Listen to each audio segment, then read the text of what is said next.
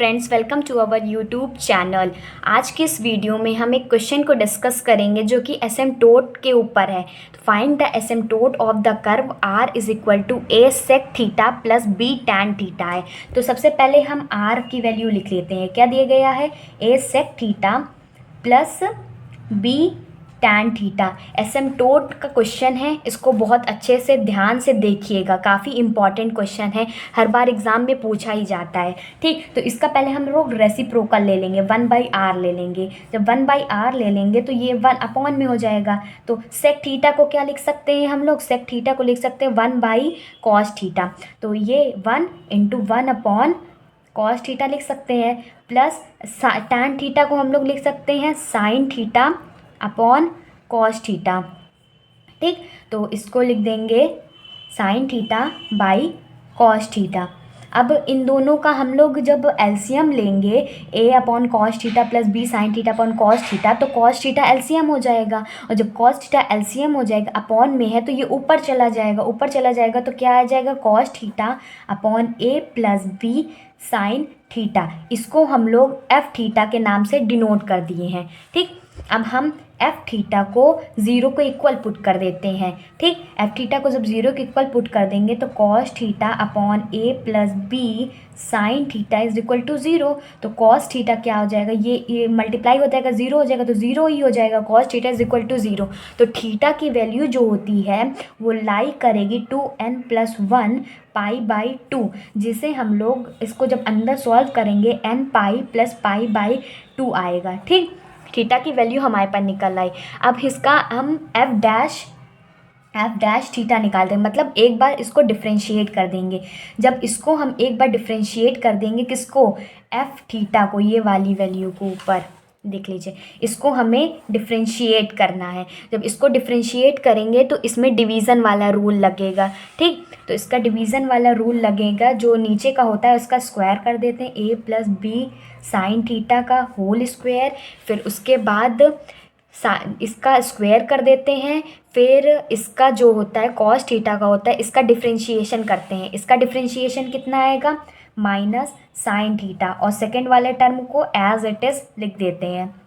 फिर उसके बाद फिर जैसे कि हमने कॉस थीटा को पहले डिफ्रेंशिएट किया था ना, अब कॉस थीटा को एज इट इज़ रख देते हैं और इसको डिफ्रेंशिएट कर देते हैं। ये डिवीज़न रूल आपने डिफ्रेंशिएशन में 12th क्लास में बहुत अच्छे से पढ़ा होगा। ठीक, फिर आगे देख लेते हैं, इसको सॉल्व करेंगे minus A sine theta minus B sine square theta minus B cos square theta. इसको सॉल्व कर लिया, बस मल्टीप्लाई करना है और नीचे एज इट इज़ लिख देंगे साइन थीटा का होल स्क्वायर। ठीक, फिर इसमें से माइनस को कॉमन ले लेंगे तो क्या आएगा? A sine theta plus B upon A plus B sine theta का होल स्क्वायर। क्योंकि इसमें देखिए b यहाँ से कॉमन ले ली, साइन स्क्वायर थीटा और कॉस स्क्वायर थीटा 1 हो जाएगा, इसीलिए हमने यहाँ पर b लिख दिया। फिर अब उसके बाद जो हमने यहाँ पर थीटा की वैल्यू निकाली है 2n+1 π/2, अब इसी इक्वेशन में थीटा की वैल्यू है f डैश 2n+1 π/2 को थीटा की वैल्यू पे रख देंगे। ठीक, तो a sine 2n+1 π/2 plus b upon A plus B 2n+1 π/2 का होल स्क्वायर। जब हम इसकी वैल्यू ओपन करेंगे तो ये -1 आएगी, ये 1, इसकी वैल्यू 2n+1 π/2 की वैल्यू -1 की पावर n, और b की वैल्यू कितनी आएगी? -1 की पावर 2n आएगी। ठीक, उसके साथ लिखा जाएगा। फिर यहाँ पर भी ऐसे ही आ जाएगा -1 की पावर n का होल स्क्वायर।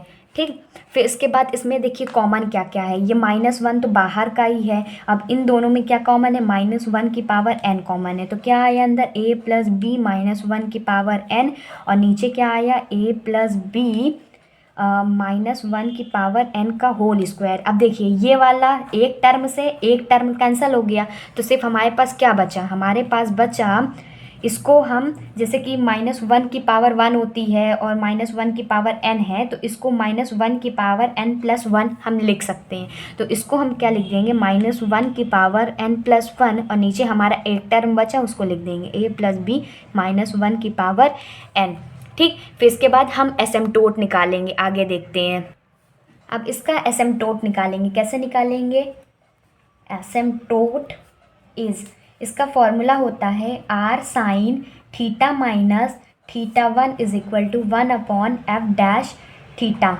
ठीक, f थीटा हमारे पास जो आया था वही को पुट कर देंगे।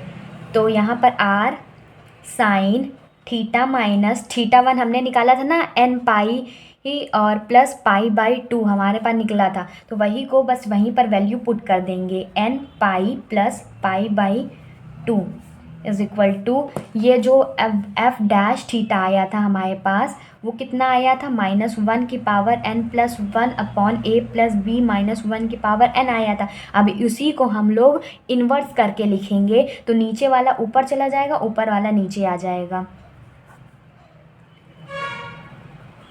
ठीक, फिर इसके बाद ये वाला जो है इसको अंदर ब्रैकेट सॉल्व कर लेंगे, आर साइन, इसमें से माइनस कॉमन ले लेंगे तो ये माइनस थीटा बन जाएगा प्लस n पाई प्लस पाई/2 बन जाएगा ये, और इसको एज इट इज़ लिख देंगे।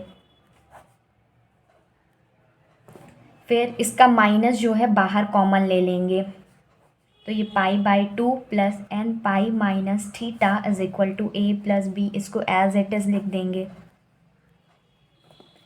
अब देखिए इसको -1 को हम इस तरह लिख सकते हैं ना, -1, और जब इसको सॉल्व करेंगे साइन पाई/2 तो ये आ जाएगा कॉस, ये क्या हो जाएगा n पाई माइनस थीटा।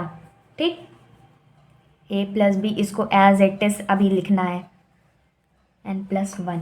फिर इसके बाद -1 और r cos n पाई की वैल्यू होती है -1 की पावर n cos थीटा, ये इसके साथ मल्टीप्लाई हो गया और इसको एज इट इज़ लिख दो।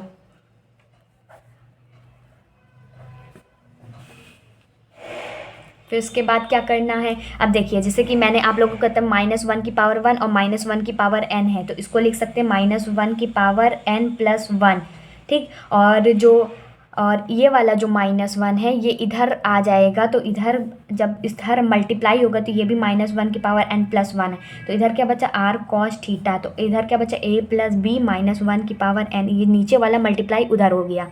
ठीक, तो इसको लिख सकते हैं -1 की power 2n+2 r cos theta is equal to a+b -1 की power n r cos theta is equal to a plus minus b, ये हमारा आंसर हो गया। इसमें -1 जो होता है -1 की power 2n+2 is equal to 1 होता है, और -1 की power n is equal to +-1 होता है, इसीलिए +-1 यहाँ पर आया है और इसकी वैल्यू 1 होती है, इसीलिए मल्टीप्लाई हो गया 1 से, तो ये हमारा आंसर हो गया, एसिम्प्टोट हमारा निकल आया।